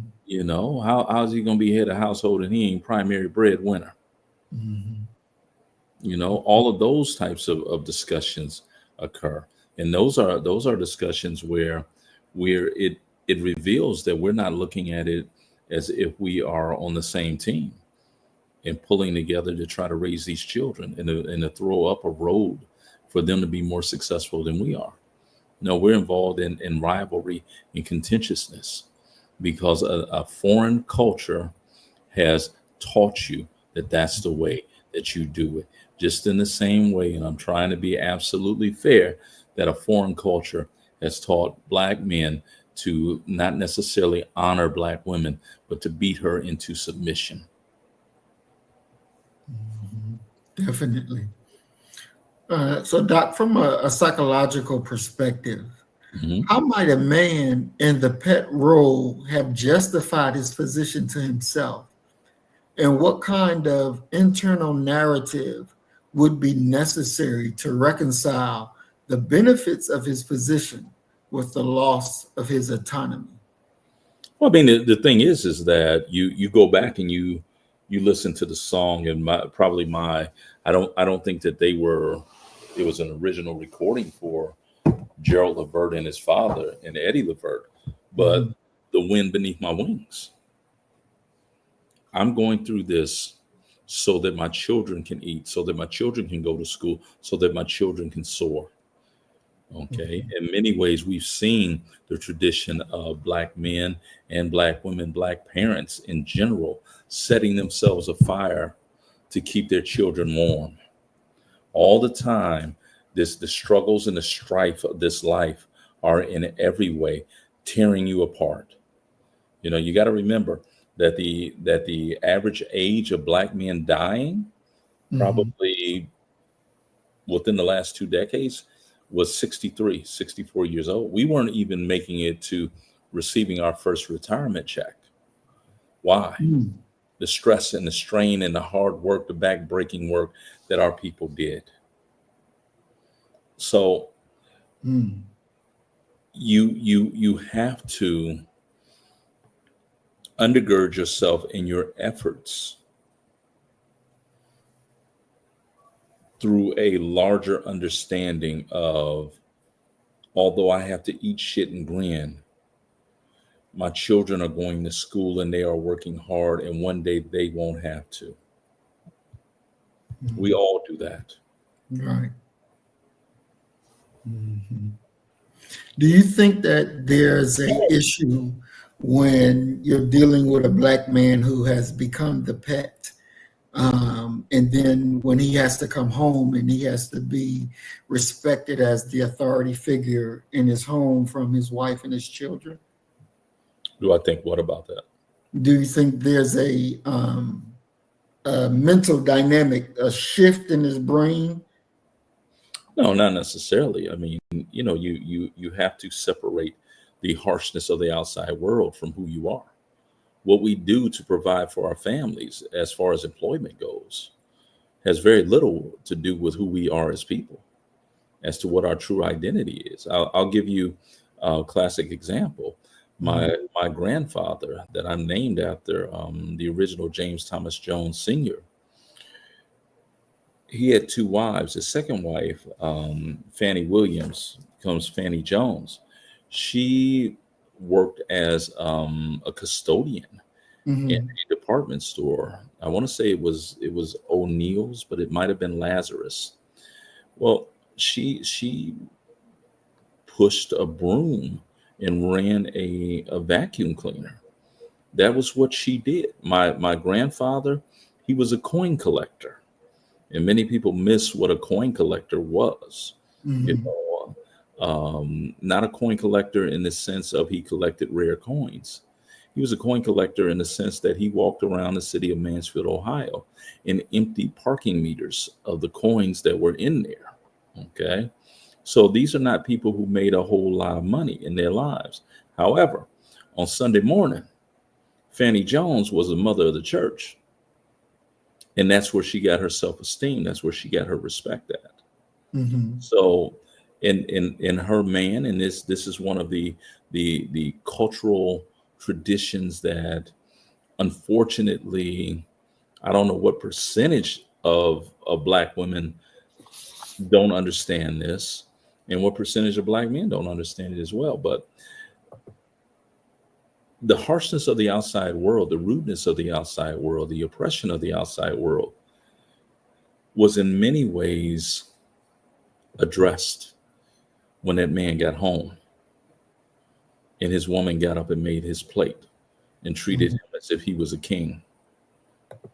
Okay. It's a way of almost saying, I know the outside world has done you in, but in here, you're a man. In here, we honor you.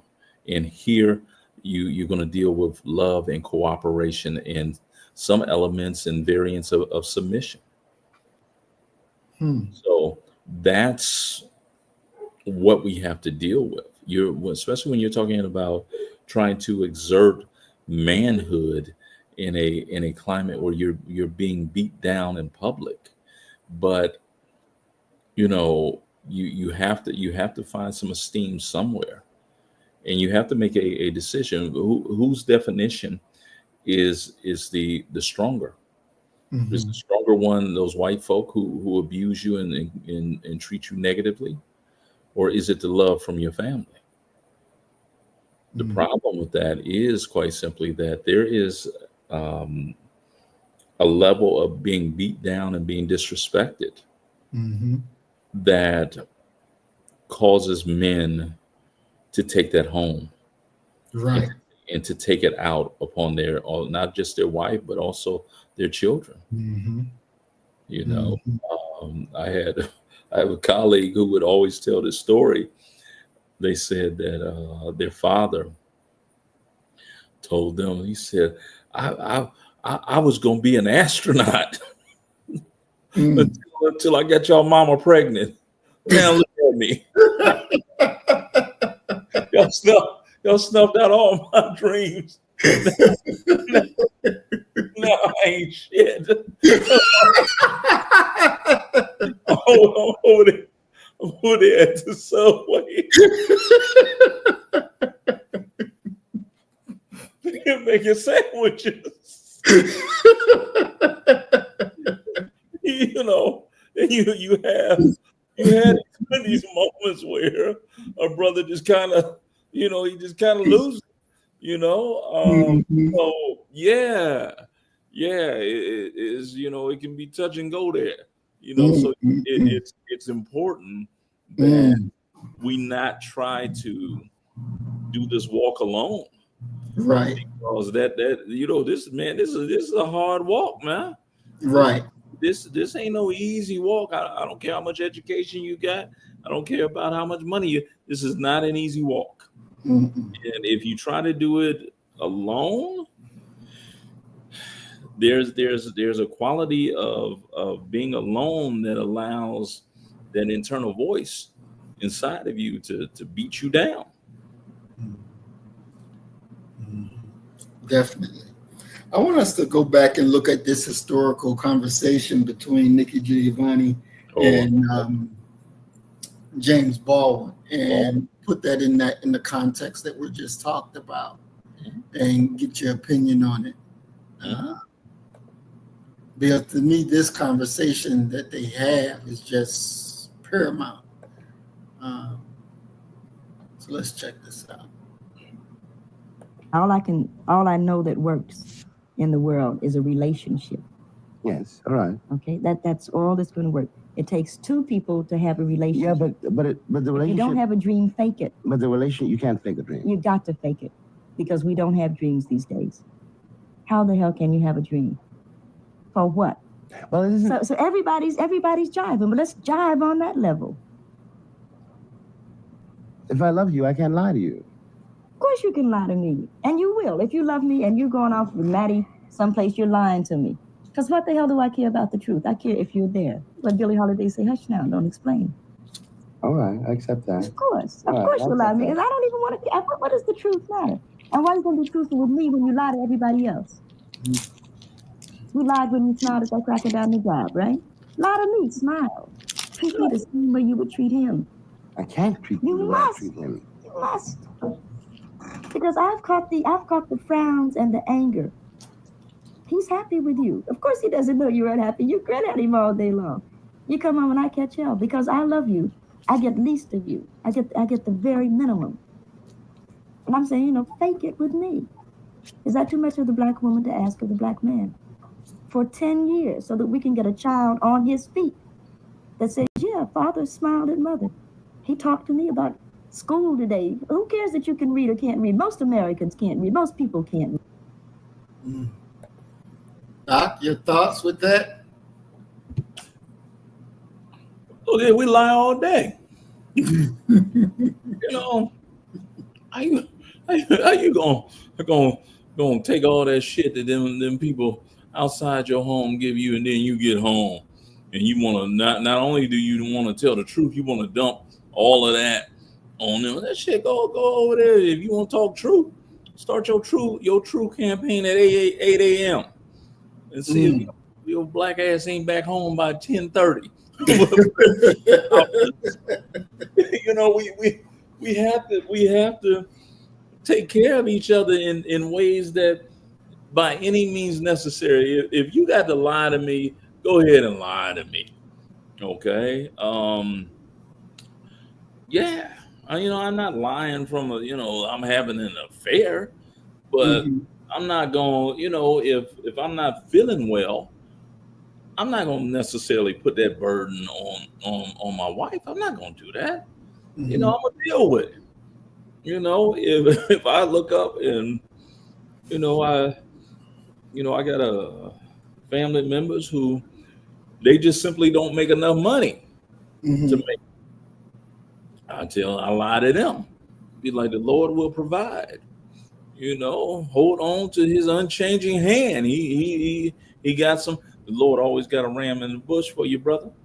Okay, now I know that they lights getting ready to get turned off. Okay, but that little bit that I just gave them, that helped. Give them a little hope and what have you. We lie all day long. You have to navigate your way around here and have enough sense to understand what's necessary and what's not necessary. I have this thing that I ask people in my inner circle. It is quite simply, now, did that help anything? And when they come up with no, then what? So why you bring that to me? Right. Okay. Right. We both recognize that this right here is effed up right now. Okay. So let's just go ahead and recognize it's effed up, and if we can come up with a solution, let's work towards a solution. Okay. And the solution may very well be, hey, they gonna repo your car. Okay, so let's start trying to put some money to the side so we can get you something that can get you from point A to point B. Versus no, we gonna get caught up, and good and well ain't no way we gonna get caught up. You 6 months behind, and your car parked in my garage.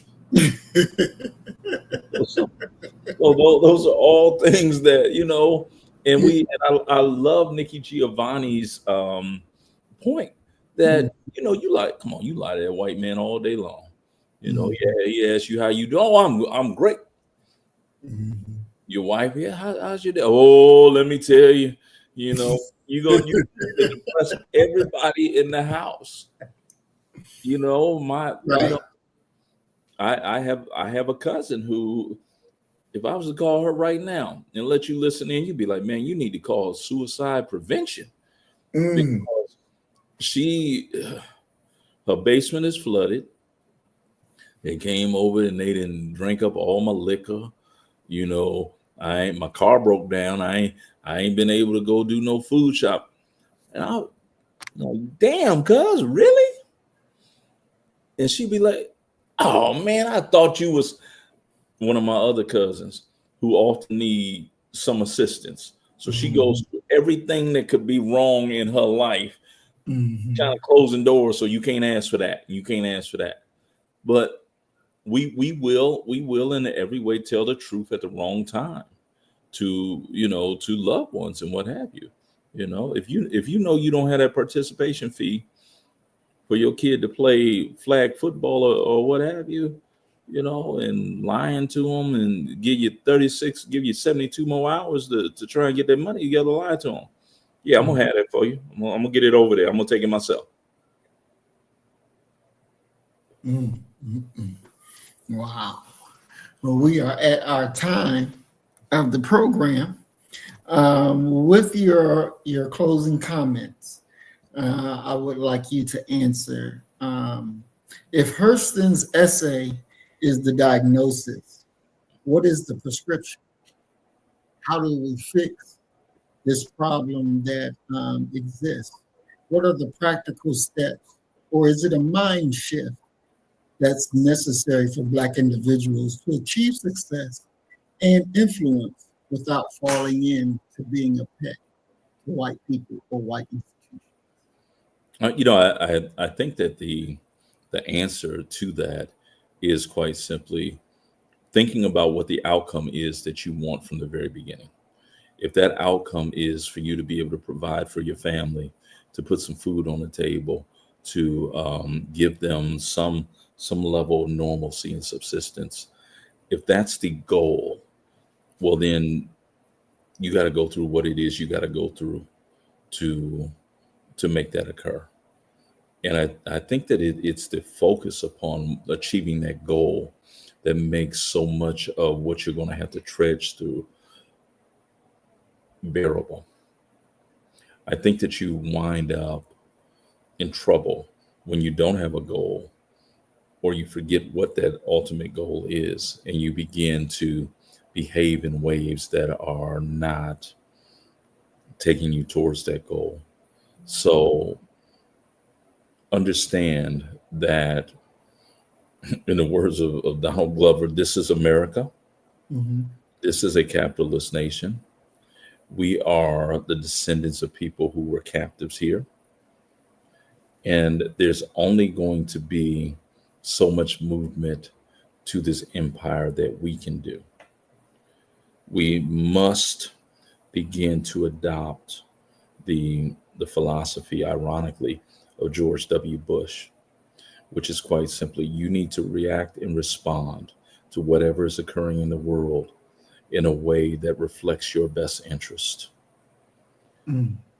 Understand that your best interest as a Black person in this nation has to be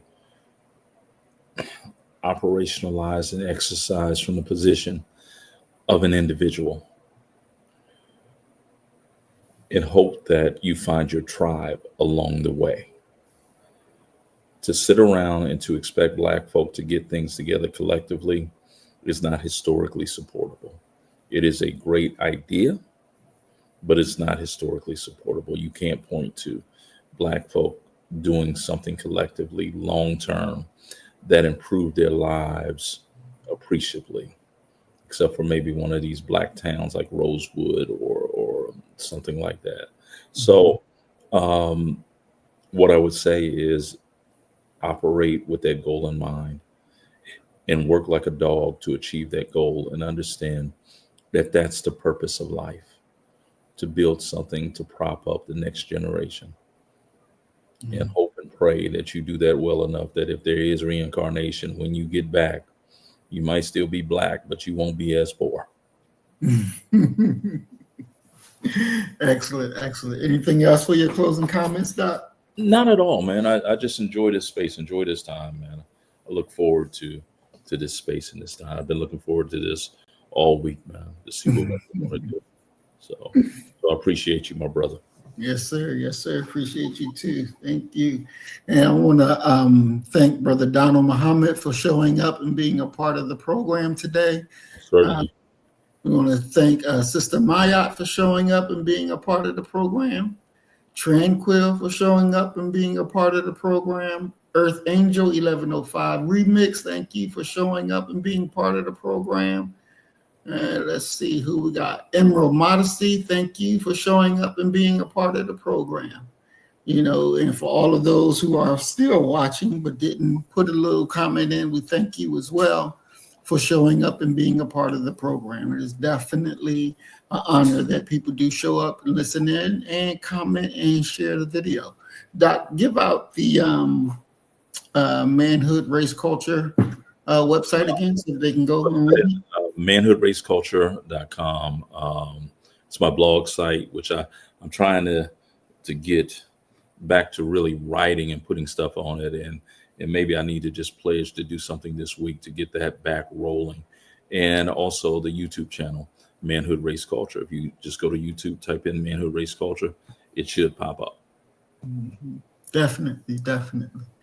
And of course, Doc, we can't thank you enough for lending us all your knowledge, wisdom, and understanding that you have gathered over these days, over these years, for the betterment of our people. And we thank you immensely for sharing. Thank you, because the time is coming where I'm ready. I'm getting ready to leave, and y'all can have it. I'm getting ready to go. I already got my location scouted out. I'm on my way. Now I just need to get the money. So, once I get that final piece, I'm up out of here. Then I'm really tell these people what I think about them. I ain't crazy enough to tell them yet. I don't want to ruin what's coming. So stay tuned. If my ship come in, then y'all will know. Y'all will know. I know that's right. All right, family. As we always say, you kill the nigga in you, I'm gonna kill the nigga in me, and our God will reign supreme. We are Black first, today, tomorrow, and forever. We love you, family. Peace and blessings. Assalamu alaikum. Shalom. Peace. So you better get the message and get it straight. You're gonna need some bridge work. It's simple as that. Because we're living in judgment. We're living in implementation.